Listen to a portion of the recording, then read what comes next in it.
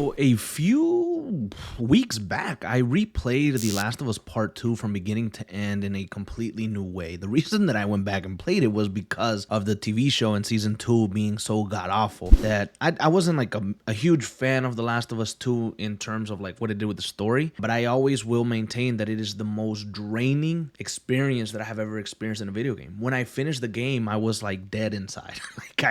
Everything was dark, everything was gloomy, it was like raining. I was just dead. I mean, it was exhausting. And today, Naughty Dog tweeted something that I thought was very interesting, or I don't know how I feel about it per se, but it says here, completing The Last of Us Part 2 Remastered's new chronological mode unlocks two familiar skins for no return. Joel dressed as Nathan Drake and Tommy dressed as Sam Drake. First of all, I think that only having these skins available for no return is kind of stupid because it would be fun to like see them in the campaign and see how they would look if you were to be able to add it to the campaign. But that was just a quick side thing. Now, what's most important here, and I'm sure that some of you guys might notice this, is that it says here new chronological mode. I didn't know how to feel about this news because I'm thinking like, come on, Naughty Dog. Like, I'm a fan of Naughty Dog. I still am. I'm a fan of all their games. I love Uncharted. I love The Last of Us. I love their games. The Last of Us 2, but I just don't know. Just leave it alone. Let's concentrate on Intergalactic, the Heretic Prophet, and concentrate on the other game that you guys are working on. Let's leave The Last of Us alone for a little bit. So I didn't know how I felt. But then there's also a blog that was released by PlayStation regarding this news. Now, we're going to read this together because I do not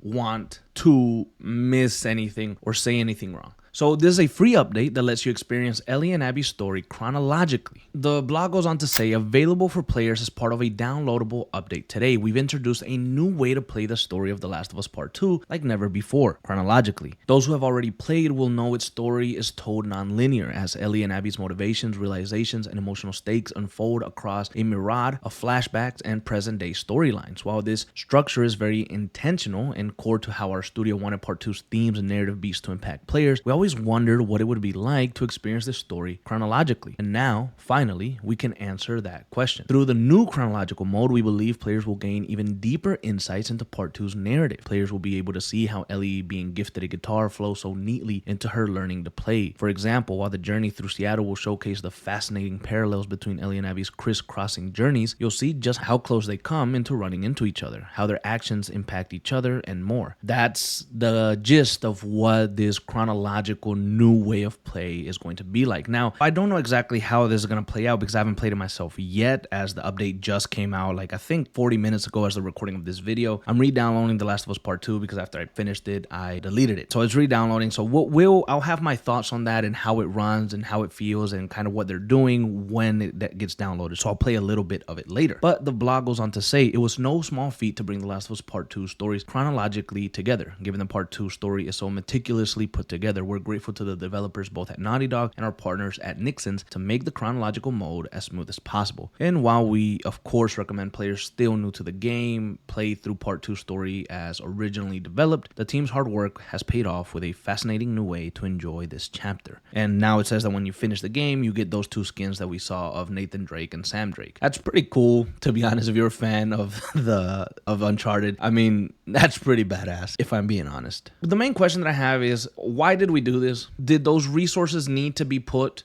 to this game, like to make this chronological mode? I don't know if putting those resources there was the right thing to do. And that's all I will say about that. Because, I mean, I'm not the fucking head of Naughty Dog. I'm just some clown on a chair here talking to you guys at freaking in the morning on a Tuesday, all right? Who cares what I think? I'm just saying, like, was it really, like, the right thing to do? I don't know. But whatever, it happened. So now you have this chronological mode. I will say this, and I'm not tooting my own horn or anything like that, but we covered the complete story of The Last of Us here on the channel. We did a The Last of Us Part 1 and Part 2 full video together where we retell the story. And when I tell that story, and I did this, like months ago, like almost a year ago, when I reached the story of The Last of Us 2, I told it in chronological order. I obviously played the game, got all the footage, and then when I was telling the story, I told it in chronological order. So we see everything that happened, all the flashbacks at the beginning, and then we jump into, what happens with Joel and Ellie, and then we jump into the days of Seattle and all that stuff. But I followed it in chronological order, and I will tell you the truth, rewatching that for myself when I made it and editing it in that way, you do see the story in a different light. You do see the story just differently because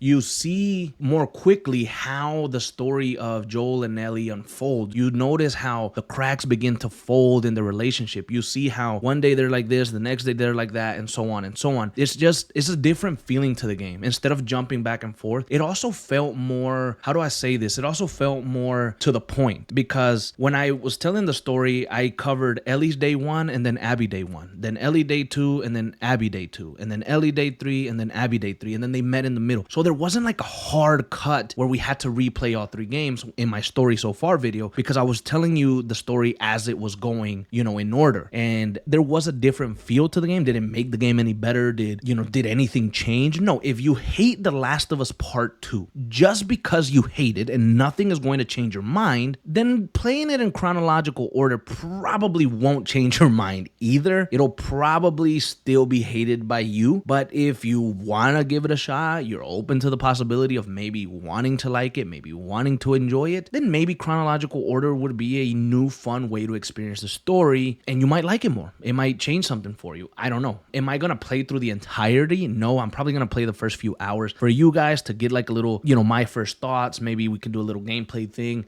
and we can check it out. But I will say that the hardest things about playing The Last of Us Part 2 is just how sad it is sometimes. Every time that we get to the section where Joel dies, I don't want to see it. I don't want to hear it. I wish I could skip it. It's not something that I want to do. I tried my hardest to sympathize with Abby in my most recent playthrough that I did. I was going to make a video on it, but I decided not to, just because I didn't want to beat a dead horse. I didn't think you guys necessarily wanted to hear about that again. I tried really hard to sympathize with Abby, and to an extent, I did. I understood her motivations and why she felt the way that she felt. I just hated that for her to understand that and for us to see that, it had to be through Joel dying. One of my favorite characters of all time. I mean, an awesome character. I did not want that fate for him. I hate that fate for him, and it pisses me off still. But I did sympathize with her, and I didn't want her dead as much as I did back in the past. I was like, okay, whatever, it's fine. We move on. The only guy that I always get satisfaction, happiness, greatness, I'm like, yes, to killing is Manny, because Manny was a piece of shit. The moment that he walked over to Joe and he said something like, rest in piss, pendejo, and then he spit on him, I said, you son of a bitch.